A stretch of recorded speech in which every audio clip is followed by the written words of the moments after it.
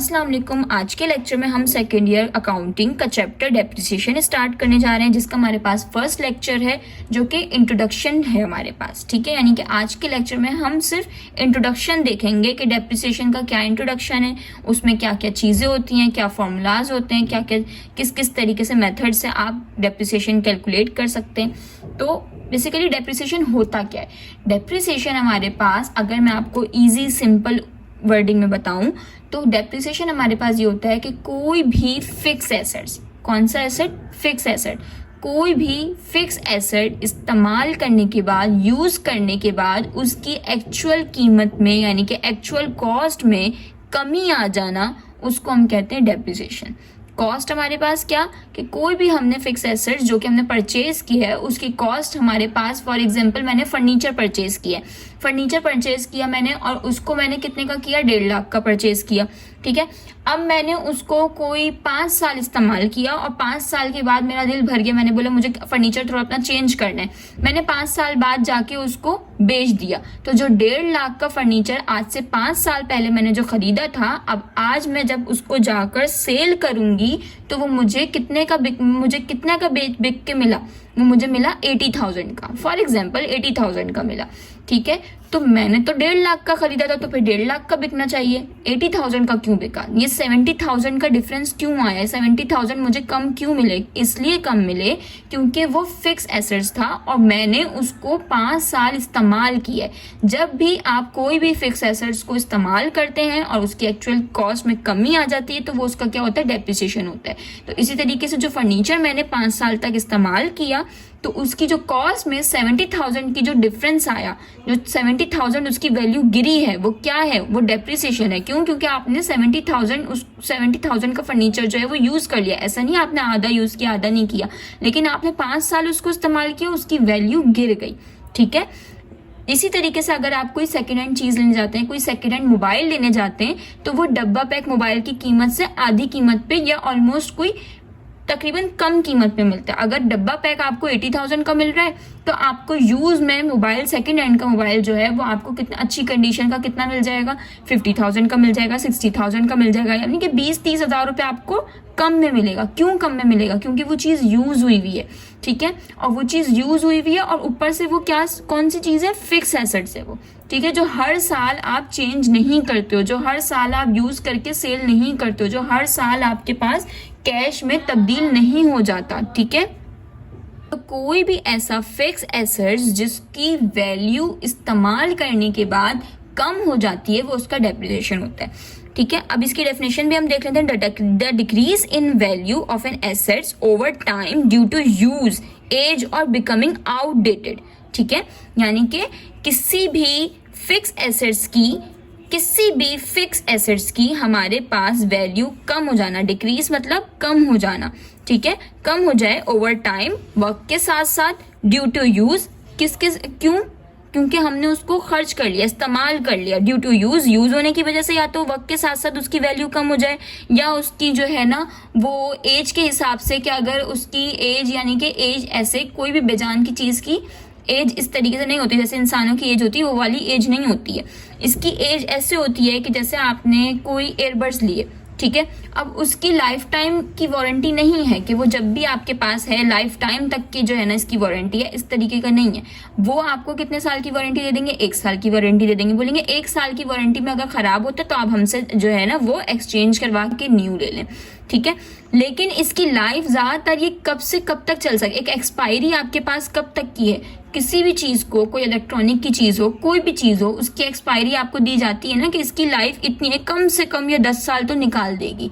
ठीक है, कोई मशीन लेने जाते हैं, पूछते हैं कितना अरसा चल जाएगी, कितना इसकी क्या लाइफ है, इसकी ना इसकी क्या परफॉर्मेंस है, वो बोलते हैं, दुकान वाला बोलता है कि कम से कम तो 10 साल तो निकाल देगी आपकी ना, आराम से चलेगी, कोई खराबी नहीं होगी। 10 साल बाद होगा कुछ हो तो हो, वरना ये उसकी भी जो है ना गुंजाइश नहीं है, ये बहुत अच्छी चलती है, अच्छी चीज है ये। ठीक है ना, तो एज उस तरीके से कि उसकी एज हो जाए, यानी कि कोई चीज मशीन हमने खरीदी, उसकी 10 साल उसकी एज थी, उसकी 10 साल के बाद उसकी वैल्यू उसकी कम हो गई। ठीक है, तो किसी भी फिक्स एसेट्स की वैल्यू में कमी आ जाना वक्त के साथ साथ किसकी वजह से, इस्तेमाल होने की वजह से, उसकी एज की वजह से, और बिकमिंग आउटडेटेड। बिकमिंग आउटडेटेड का मतलब है कि उसके ऊपर के अच्छे, उससे अच्छे मॉडल जो है वो आपके पास लॉन्च हो जाए तो वो आप पीछे के मॉडल को नहीं देखते। अब जैसे कि आईफोन की अगर हम बात करें तो अगर आईफोन में अभी जो रिसेंटली जो मॉडल आया है, जो लॉन्च हुआ है, वो आईफोन 17 प्रो मैक्स है, ठीक है। उससे पहले अगर कोई लेगा तो वो आईफोन 7 नहीं लेगा, ठीक है। वो इतना पुराना मॉडल नहीं लेगा। क्यों? उसकी वैल्यू कम हो गई है। क्यों वैल्यू कम हो गई है? वो कम पैसों में भी मिल जाता है। जो बहुत जिनका बजट नहीं हो पा रहा होता है तो वो आईफोन 7 लेते हैं, तो उनका क्या होता है, उनको कम में मिलते हैं, ठीक है। मोबाइल उनको आईफोन 7 जो है वो कम में मिलता है। क्यों मिलता है? क्योंकि वो आउटडेटेड हो चुका है, उससे ऊपर के बहुत सारे मॉडल आ चुके हैं, ठीक है। इसलिए उसकी वैल्यू ऑटोमेटिकली क्या हो गई, डिक्रीज हो गई। वो वैसे ही कम दामों में मिलता है क्योंकि उससे अच्छे ऊपर के मॉडल आए हैं। तो ठीक है, कोई भी फिक्स एसेट्स जिसकी वैल्यू में कमी आ जाए वक्त के साथ साथ, इस्तेमाल होने की वजह से, उसकी एज खत्म हो जाने की वजह से, या फिर वो आउटडेटेड हो जाए उसकी वजह से, उसको हम क्या कहते हैं, डेप्रिसिएशन कहते हैं। और in accounting companies record depreciation as an expense every year, यानी कि डेप्रिसिएशन जो है वो हर साल के एंड में कैलकुलेट होता है। यानी कि अगर मेरे पास मेरा ऑफिस है और उसमें मेरे पास जो है वो मैंने मशीनरीज रखी हुई हैं या मैंने इक्विपमेंट रखी हुई हैं अपनी, कोई भी मशीन हो सकती है, ज़रूरी नहीं है कि मैं वो फैक्ट्री वाली मशीन जो है वो ऑफिस में लगा रही हूँ। पंचिंग मशीन हो सकती है मेरे पास जो है वो प्रिंटर हो सकता है, कोई भी इस तरीके की चीज़ हो सकती है, ठीक है। इक्विपमेंट्स हो सकते हैं मेरे पास। तो कोई भी चीज़ ऐसी जो फिक्स एसेट्स है और वो मेरे ऑफिस में इस्तेमाल हो रही है, तो उसका मैं हर साल क्या कैलकुलेट करूंगी, डेप्रिसिएशन कैलकुलेट करूंगी, ठीक है। तो आपके पास कोई भी फिक्स एसेट्स हो वो हर साल उसका क्या कैलकुलेट होता है, डेप्रिसिएशन। आप घर की चीजों में कैलकुलेट नहीं करते हो, वो तो आप जब कोई चीज, घर की चीज उठा के बेचने जाते हो तो वो खुद ब खुद आपको एक अंदाजन जो है वो दुकानदार उसकी कंडीशन देख के पैसे कम करके आपको बता देता है कि भाई मैं इतने में आपसे ये चीज ले लूंगा। लेकिन अगर हम प्रोफेशनली बात करें, किसी कंपनी वगैरह की बात करें या किसी ऑफिस की, फैक्ट्री की, इन सब चीज़ों की बात करें, जो प्रोफेशनल वर्किंग जो प्लेस होती हैं उनकी बात करें, तो इन अकाउंटिंग कंपनीज रिकॉर्ड डेप्रिसिएशन, यानी कि जो कंपनीज जो डेप्रिसिएशन रिकॉर्ड करती हैं अपने ऑफिस का, अपने इक्विपमेंट का, अपनी चीज़ों का, ठीक है, तो वो क्या करती हैं, एज एन एक्सपेंस करती हैं। क्या करती हैं? As an expense. एक्सपेंस यानी कि खर्चा, यानी कि खर्चे के तौर पे करती हैं कि यार ये हमारा, अगर कोई चीज़ हमारे ऑफिस में हमने ली थी 4 लाख की, ठीक है, और वो सेल आउट होने के बाद वो गई है 2 लाख की, तो जो 2 लाख उसके पैसे कम हो गए, 4 लाख की जगह 2 लाख में गई है, जो 2 लाख रुपए लॉस हुआ है वो हम उसको क्या मानेंगे, लॉस नहीं मानेंगे, हम उसको एक्सपेंस मानेंगे। यानी कि वो हमारे पास से खर्च हो गई, खर्चा हो गया हमारा 2 लाख का, वो हमारे पास 2 लाख की जो है वो हमारे पास चीज जो है वो खर्च हो गई, तो वो एक्सपेंस माना जाता है। और डेप्रिसिएशन साल के आखिर में हमेशा हर साल निकाला जाता है। कंपनीज में कोई भी फिक्स एसेट्स होता है तो उसके ऊपर जो डेप्रिसिएशन कैलकुलेट होता है वो एवरी ईयर होता है, हर साल होता है, ठीक है। अब इसी तरीके से हमारे पास दूसरी डेफिनेशन है, decline in the value of tangible fix assets और allocation of the cost of tangible fix assets over its estimated useful life, ठीक है। डिक्लाइन का मतलब कम हो जाना, ठीक है। किसी भी टेंजिबल फिक्स एसेट्स कौन से होते हैं? टेंजिबल मतलब वो हमारे पास फिक्स एसेट्स जिनको हम अपनी आंखों से देख सकते हैं, जिनको हम अपने हाथों से छू सकते हैं, ठीक है। कौन से ऐसे एसेट्स हो गए? फर्नीचर हो गया, इक्विपमेंट हो गया, मशीनरी हो गई, आपके पास व्हीकल्स वगैरह हो गई, ये सारी चीजें हो गई। और इनटेंजिबल एसेट्स कौन से होते हैं? जिनको आप छू नहीं सकते। आपकी रेपुटेशन हो गई किसी बिजनेस की, गुडविल जैसे हम कहते हैं, गुडविल मतलब रेपुटेशन, ठीक है। अगर मेरा एक कोचिंग है, ठीक है, और मैं उसको 25 सालों से चला रही हूँ, उसका पूरा जो है वो पूरे एरिया में बहुत नाम है, बच्चा उसको जानता है, बहुत उसका अच्छा जो है ना वो रिस्पॉन्स है, हर बच्चा मेरे ही कोचिंग में आ रहा है। अब मुझे अल्लाह ना करे आज से 25 साल बाद मुझे अगर बेचना पड़ रहा है तो मैं सिर्फ बिल्डिंग की वैल्यू नहीं लगाऊंगी, बिल्डिंग के अंदर जितनी मेरे कोचिंग के अंदर जो भी चेयर्स होंगी, जो भी सामान होगा, वो सारी चीज़ों की वैल्यू भी कैलकुलेट करूंगी, ठीक है। और उसके अलावा जो मेरी जो गुडविल है, यानी कि जो मेरी जो पूरे एरिया में जो मेरी एक शनाख्त है, मेरी एक आपकी मेरी जो है वो एक वो बनी हुई है, रेपुटेशन बनी हुई है, मैं उसके भी पैसे लूंगी क्योंकि नाम है मेरा, ठीक है, एरिया में मेरा नाम है, इस वजह से मैं आपसे उस नाम के, उस रेपुटेशन के भी पैसे लूंगी। यानी कि वो रेपुटेशन तो हम नॉर्मल लाइफ में यूज करते हैं, लेकिन इन अकाउंटिंग हम रेपुटेशन को किससे डिफाइन करते हैं, हम गुडविल से डिफाइन करते हैं। यानी कि रेपुटेशन अकाउंटिंग में गुडविल माना जाता है, तो मैं आपसे उसके गुडविल के भी पैसे चार्ज करूंगी। तो गुडविल आपके पास उसकी रेपुटेशन है, आपको ना उसको आप छू सकते हो ना आप उसको देख सकते हो, लेकिन वो क्या है, वो टेंजिबल फिक्स एसेट्स है हमारे पास, ठीक है। तो वो इनटेंजिबल फिक्स एसेट्स है, ठीक है। जबकि हमारे पास डेप्रिसिएशन किसके ऊपर चार्ज होता है, टेंजिबल के ऊपर, यानी कि वो चीजें जो आपके सामने रखी हुई हो, जिसको आप देख सकते हो अपनी बजाहिर आंखों से और उसको आप छू भी सकते हो, वो हमारे पास टेंजिबल फिक्स एसेट्स होते हैं। और हमेशा डेप्रिसिएशन टेंजिबल फिक्स एसेट्स पे जो है वो चार्ज होता है, इनटेंजिबल पे नहीं चार्ज होता। अब गुडविल मेरी रेपुटेशन है, अब वो ना किसी को दिख रही है, ना मैं उसको छू सकती हूँ, ना मैं उसको इधर से उधर मूव कर सकती हूँ, तो फिर मैं उसके कैसे डेप्रिसिएशन उसके ऊपर चार्ज कर दूं, नहीं कर सकती, क्योंकि एक चीज मैं इस्तेमाल ही नहीं कर रही, बस वो चीज गुडविल है, गुडविल अब आपकी मेरी रेपुटेशन है वो इंक्रीज होती जा रही है, तो जाहिर सी बात है कि जब मेरा नाम बनता जा रहा है तो वो मैं उसके ऊपर वो डिक्रीज तो नहीं हो रही ना, वक्त के साथ साथ डिक्रीज तो नहीं हो रही, बढ़ रही है। तो जो चीज बढ़ रही होती है उसके ऊपर तो डेप्रिसिएशन नहीं होता, लेकिन जो चीज इस्तेमाल होने के बाद उसकी एक्चुअल कीमत में, कॉस्ट में कमी आ जाती है, वो हमारे पास कौन से होते हैं, फिक्स एसेट्स होते हैं, और उसी पे हमारे पास क्या लगता है, डेप्रिसिएशन लगता है, और टेंजिबल फिक्स एसेट्स भी लगता है, ठीक है। तो किसी भी टेंजिबल फिक्स एसेट्स को यूज करने के बाद उसकी एक्चुअल कॉस्ट में कमी आ जाना वो डेप्रिसिएशन है। After it's estimated useful life, यानी कि उसकी जो एक एस्टिमेटेड, यानी कि एक एस्टिमेट करके अंदाजे से उसकी जो लाइफ बताई हुई होती है हमें, उस लाइफ के बाद जो है वो इस्तेमाल हो जाने के बाद उसके ऊपर जो कमी आ जाती है उसकी वैल्यू में, उसको हम क्या कहते हैं, डेप्रिसिएशन कहते हैं। फॉर एग्जांपल फर्नीचर है हमारे पास, मैंने अभी आप लोगों को फर्नीचर की एग्जांपल दी। इक्विपमेंट है, मेरे पास ऑफिस में बहुत सारे कंप्यूटर्स रखे हुए हैं, एक कंप्यूटर जो है वो थोड़ा पुराने वर्जन का हो गया, इससे अच्छा ऊपर के भी वर्जन के कंप्यूटर आ गए, तो मुझे थोड़ा सा अपने ऑफिस को अपग्रेड करना है, तो मैं क्या करूंगी, अपने मॉनिटर्स वगैरह, मेरे पास जो है वो पहले मॉनिटर रखे हुए थे, ठीक है, अब हमारे पास LCDs आ गई हैं, LED आ गई हैं हमारे पास, तो मैं क्या करूंगी, मुझे वो मॉनिटर फेंकना है, ठीक है। और मतलब फेंकना से क्या मुराद, मैंने वो सेल करना है और मैंने उससे ऊपर का अच्छा कोई अपडेटेड मॉडल लेना है, ठीक है, तो मैं उसको सेल करूंगी। और उसकी मतलब मैंने उसको लिया कितने का था, 10,000 का। जब वो मैंने उसको सेल आउट किया एक टाइम बाद, तो उसकी कीमत में कितनी कमी आ गई, उसकी कीमत में 5,000 कमी आ गई। जरूरी नहीं है आधा आधा ही कम हो, कुछ भी कमी आ सकती है, जितना आपने इस्तेमाल किया होता है उसी के हिसाब से कमी आती है, ठीक है, यानी कि वैल्यू डिक्रीज होती है। तो मैंने जो है वो 10,000 की ली थी, और उसके बाद मैंने उसको जब सेल किया कुछ टाइम बाद, यानी कि कुछ टाइम से मुराद यानी कि 2-3 सालों बाद जब मैंने उसको सेल किया, तो वो 5,000 में चली गई।